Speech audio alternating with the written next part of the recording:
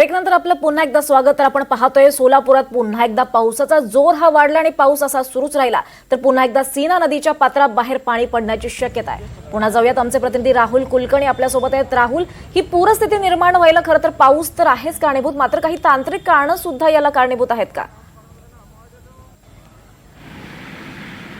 नाही, अजिबात नाही। अति पाऊस हेच त्याचं मुख्य कारण आहे आणि भीमा आणि सीना दोन्ही खोऱ्यामध्ये पाऊस पडल्यामुळे ही परिस्थिती निर्माण झाली। तांत्रिक कारणाची चर्चा होती पण त्याच्याबद्दल ठोस असं काही कोणी सांगितलेलं नाही। पण दीपाली, साधारणपणे या पावसामुळं आपल्यासमोर किती मोठं आव्हान असणार। एकच रस्ता मी तुम्हाला दाखवतो, एकच रस्ता, हा सिमेंटचा रस्ता आहे, सगळ्या ठिकाणी उखडलाय, कंप्लीट उखडलेला आहे। आता हा दुरुस्त करण्याचं काम सुरू झालंय आणि तो किती उखडलाय तर त्याच्यावर असलेले डांबराचे जेवढे थर होते, कारण आता हे जे लोक आहेत ते डांबराचे थर बाजूला करतायत। तिऱ्हे नावाचं 5-5.5 लोकसंख्येचं गाव आहे, हा पहिली चुणूक आहे महाराष्ट्रासाठी कारण ह्याची अजून चर्चा दीपाली झालेली नाही की ह्या रस्त्यांचं करायचं काय। हे बघा, ह्या बाजूला पण जो सीना नदीचा मुख्य प्रवाह आहे त्याच्यावरती जो सर्व्हिस रोड आहे त्याच्यावरच्या रस्त्याची अवस्था बघा।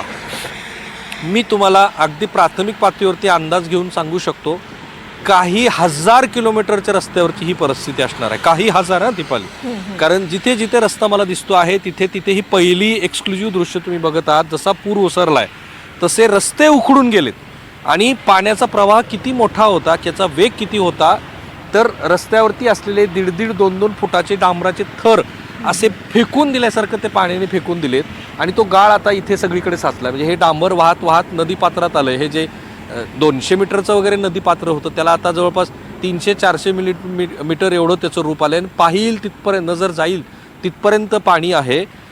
3 लोक जवळपास, निकेतन काहीतरी सांगतोय मला, काय डीपी सुद्धा तुम्हाला जर दिसत असेल तर डीपी सुद्धा, आता ह्याची जी दीपाली, हे जे डीपी माझ्या बाजूला दिसते याची सुद्धा संख्या काही हजाराच्या घरात असणार आहे, ज्याचं पूर्ण पाण्यात आहे डीपी आत। निश्चितच राहुल, अगदीच म्हणजे अतिशय तुम्ही जे दृश्य दाखवले त्यातूनच कल्पना येते की बळीराजा केवढा संकटात सापडला आणि प्रशासनाकडून आता खरंच मदतीची गरज, ही तातडीची गरज आहे। धन्यवाद राहुल या सगळ्या सविस्तर माहितीसाठी।